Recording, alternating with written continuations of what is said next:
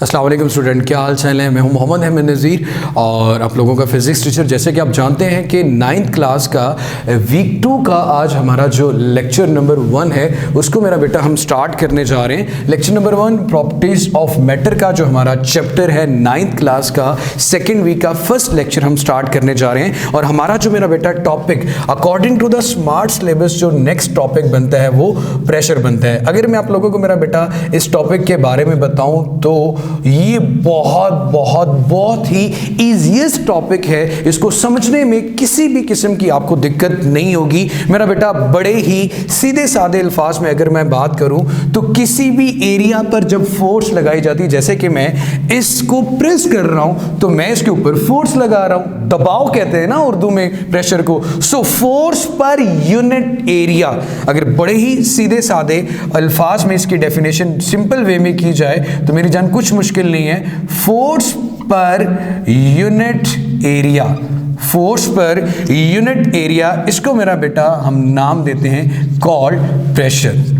Force per unit area called pressure. Unit area पर जो force apply की जाती है इसको मेरा बेटा हम प्रेशर का नाम देते हैं। जैसे कि मैंने यहाँ पे फोर्स लगाई, किसी भी जगह पे जब आप फोर्स लगाते हैं तो अगर आप उसको ये कह दो कि force per unit area pressure है, अब आप बड़ी छोटी सी एग्जांपल से बड़े अच्छे से समझ जाएंगे। मैं लिखता हूँ P is equal to F over A। P is equal to F over A।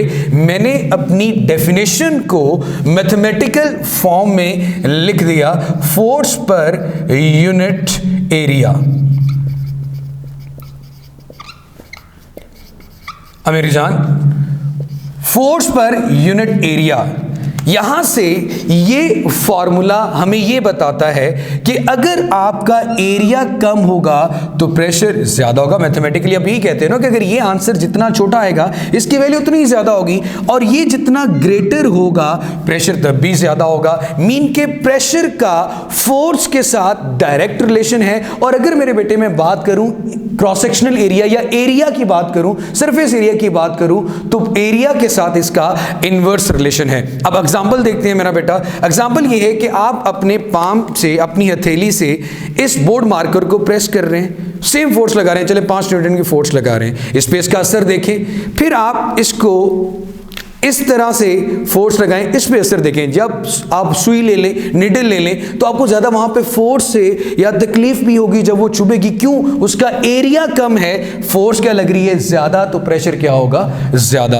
अब मेरे बच्चे, जितना बड़ा एरिया होगा फोर्स लगाऊंगा, फोर्स का असर उतना ही कम होगा, तो मैं कहूंगा प्रेशर क्या है, कम है। So force per unit area is called pressure. अब हम देखते हैं कि हमारे घरों में जो फीमेल्स हैं, लेडीज हैं, हमारी बहन, जो बेटियां, जो भी, आपके पास 2 तरह के शूज आते हैं। आपकी बुक में पेज नंबर 174-75 पे एग्जांपल भी गिवन है कि एक जो जूते होते हैं मेरा बेटा वो आपके पास हील वाले हैं, और कुछ आपके जो जूते हैं वो बिल्कुल फ्लैट सर्फेस वाले हैं। अगर आपसे ये पूछें कि हील वाला जो शू है उस पे आप या किसी ऑब्जेक्ट पे आप फोर्स लगाओ तो उससे ज्यादा लग सकती है या फ्लैट जूते से ज्यादा लग सकती है? मेरे बेटे देखो, इसका एरिया कम है, यहां से जो भी ऑब्जेक्ट है वो फोर्स अप्लाई करेगा अपने वेट के अकॉर्डिंग। यहां पे एरिया कम है, एरिया अगर कम हो, फोर्स ज्यादा होगा तो डेफिनेटली प्रेशर क्या होगा, ज्यादा होगा। इसी तरह अगर सरफेस एरिया ज्यादा हो जाए, नीचे वाला वैल्यू ज्यादा हो जाएगी, तो प्रेशर की वैल्यू क्या हो जाएगी मेरा बेटा, कम। ये बहुत आसान सी बात थी, force per unit area is called pressure. लेकिन मैंने आपको ये चीज क्लियर कर दी कि आपके पास प्रेशर और फोर्स का डायरेक्ट रिलेशन है कि जितनी ज्यादा फोर्स अप्लाई करेंगे प्रेशर भी उतना ही ज्यादा होगा। और अगर मैं बात करूं मेरा बेटा प्रेशर और एरिया की, तो इन दोनों के दरमियान इनवर्स रिलेशन है। अब मेरे बेटे, अगर बड़े सीधे साधे अल्फाज में ये बात की जाए कि आपके पास यूनिट क्या इस्तेमाल होगा प्रेशर के लिए, तो मेरे बेटे याद रखिएगा, फोर्स का यूनिट, आप जब भी किसी भी क्वांटिटी का यूनिट निकालना चाहें तो आपने उसके फॉर्मूला के अंदर जो क्वांटिटीज हैं उनके यूनिट लिखने हैं। फोर्स का यूनिट आप लिख लेंगे मेरा बेटा न्यूटन, न्यूटन लिख दिया। एरिया का यूनिट आप लिख देंगे मेरा बेटा मीटर स्क्वायर, तो मैंने मीटर स्क्वायर लिख दिया। अब मीटर स्क्वायर को अगर मैं ऊपर जाके लिखूं, इकट्ठा लिखूं, तो m की पावर नीचे +2 है, ऊपर आके -2 हो जाएगी। अब मेरे बेटे ये प्रेशर का जो यूनिट है इसको पास्कल भी लिखा जा सकता है। मैं लिख सकता हूं कि अगर मुझे 1 पास्कल को डिफाइन करना हो तो सारी वैल्यूज 1 1 कर देता हूं। अब इसको मैं डिफाइन भी कर लेता हूं। ये 1 न्यूटन पर मीटर स्क्वायर पास्कल के इक्वल कैसे है? मेरे बेटे पास्कल एक साइंटिस्ट थे जिन्होंने हमें प्रेशर के बारे में बताया। किसके प्रेशर के बारे में बताया मेरा बेटा? फ्लूइड के। अब बहुत से लोगों ने ये लफ्ज पहले सुना होगा और बहुत से लोगों ने नहीं सुना होगा। फ्लूइड किसे कहते हैं मेरा बेटा? लिक्विड और गैसेस को फ्लूइड कहा जाता है। जब फर्स्ट ईयर में आएंगे आपके पास चैप्टर नंबर 6 पूरा पढ़ेंगे फ्लूइड डायनामिक्स का। लिक्विड एंड गैसेस के प्रेशर को जिस बंदे ने एक्सप्लेन किया उनका नाम मेरा बेटा पास्कल था। तो उस पास्कल की वजह से जिन्होंने प्रेशर के बारे में लॉ दिया जिसे हम पास्कल लॉ कहते हैं, उनके नाम पे प्रेशर का जो एसए यूनिट है वो पास्कल रख दिया गया। अब आप सबने देखा होगा कि चैप्टर नंबर 2 में आपने 1 न्यूटन को डिफाइन किया था।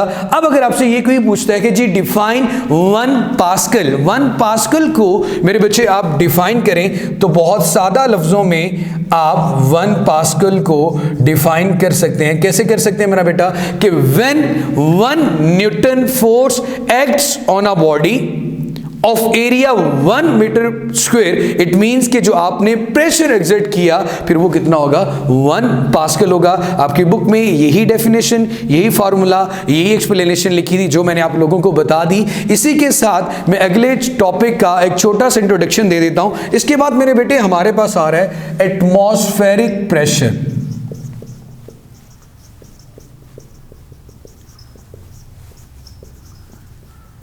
एटमॉस्फेरिक प्रेशर के बारे में तो हमने बात कर ली, लेकिन सबसे पहले एटमॉस्फेयर में गैसेस आ जाती हैं। सबसे पहले एटमॉस्फेयर कहते किसे हैं? Actually atmosphere is a mixture of gases. Atmosphere is a mixture of gases. अब मेरी जान, आप अपनी सराउंडिंग में इर्द गिर्द में देखते हो जो भी हवाएं, जो भी चीजें आपको नजर आ रही हैं, नजर नहीं आ रही, वो सारा गैसेस का जो मिक्सचर है वो आपका एटमॉस्फेयर है। अब जैसे कोई बंदा समंदर में, ओशन में जितनी डेप्थ में जाता है पानी का प्रेशर उस पे उतना ही ज्यादा होता जाता है। तो इसमें हम हवा का दबाव, इस एटमॉस्फेयर के प्रेशर की बात करेंगे तो आपने मेरे बेटे जो चीज याद रखनी है, इंपॉर्टेंट जो पॉइंट है वो ये है कि जैसे जैसे आप हाइट की तरफ जाएंगे, ऊपर की तरफ जाएंगे, टुवर्ड्स द हाइट, तो ये चीज याद रखिएगा मेरा बेटा, जो डेंसिटी ऑफ एयर है, जो हवा है, जैसे जैसे जैसे समंदर में ऊपर की तरफ जाते जाओगे तो पानी का प्रेशर कम होता जाएगा। सिमिलरली आप जब सी लेवल से, सी लेवल इस जमीन पे सबसे नीचे वाला लेवल हो सकता है, सी लेवल से जैसे जैसे आप हाइट की तरफ जाएंगे गैसेस का जो प्रेशर है, हवा कम होती जाएगी। आप ये कहोगे कि एटमॉस्फेरिक प्रेशर भी लो होता जाएगा। लेकिन जैसे जैसे आप सी लेवल की तरफ, ग्राउंड की तरफ आते जाएंगे, एटमॉस्फेरिक प्रेशर, हवा का दबाव हाई होता जाएगा या फिर बढ़ता जाएगा। तो ये चीज मेरा बेटा याद रखिएगा। इस एक्सप्लेनेशन के साथ अगर मैं आपसे ये पूछूं कि अगर मैं आपके सामने एक छोटी सी एग्जांपल रखता हूं, वो एग्जांपल ये है कि आपने 2 जगहों पे मुझे एटमॉस्फेरिक प्रेशर के बारे में बताना है। एक मेरा बेटा माउंटेन और दूसरा आपके पास मेरा बेटा सी लेवल है। अब आपने मेरी जान ये कंपैरिजन करके बताना है कि एक बंदा जो पहाड़ की हाइट पे, ऊंचाई पे, हाइट पे जाके पीक पे खड़ा हुआ है, वहां पे एटमॉस्फेरिक प्रेशर ज्यादा होगा या सी लेवल पे एटमॉस्फेरिक प्रेशर ज्यादा होगा। तो इट्स प्रीटी क्लियर कि माउंटेन की पीक पे जो एटमॉस्फेरिक प्रेशर है वो बहुत कम होगा, वेरी लो, और सी लेवल के मुकाबले में यहां पे अब सी लेवल पे जो एटमॉस्फेरिक प्रेशर होगा वो बहुत ज्यादा होगा। अब इसके अलावा यहां पे जो चीज इंपॉर्टेंट है, बड़े सादा अल्फाज में बताई जाए कि वो इंस्ट्रूमेंट भाई कितना प्रेशर होगा, कितना नहीं होगा, ये वैसे हमारा कल का टॉपिक, लेकिन बता देता हूं मेरे बेटे। बैरोमीटर्स उन डिवाइसेस उन इंस्ट्रूमेंट को कहा जाता है which are use to measure atmospheric pressure, जिनका हम इस्तेमाल करते हैं एटमॉस्फेरिक प्रेशर को मेजर करने के लिए।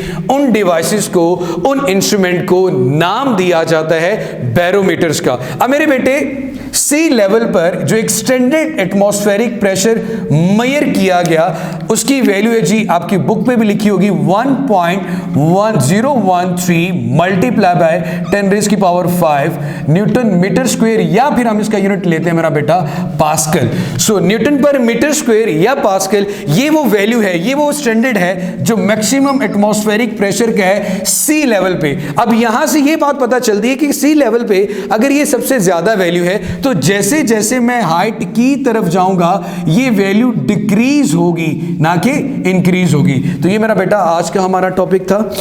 अगर किसी पॉइंट में कोई कंफ्यूजन होती है तो लेक्चर को रिवाइंड करके आप इसके चैनल पे भी दोबारा से सुन सकते हैं। अगेन आपका मेरी जान कोई क्वेश्चन होता है तो कमेंट सेक्शन में कमेंट भी करें और इस पर लेक्चर को दोबारा गौर से सुनिएगा। अब इसमें कुछ चीज़ें जो कि मिसिंग हैं इंशाल्लाह वो हमारे नेक्स्ट टॉपिक के साथ रिलेट करती हैं, तो वहाँ पर दोबारा बात होगी। तो अपना बहुत सारा सा ख्याल रखें, खुश रहें, जीते रहें। अगेन इंशाल्लाह नेक्स्ट लेक्चर में मुलाकात होती है। अल्लाह हाफिज़।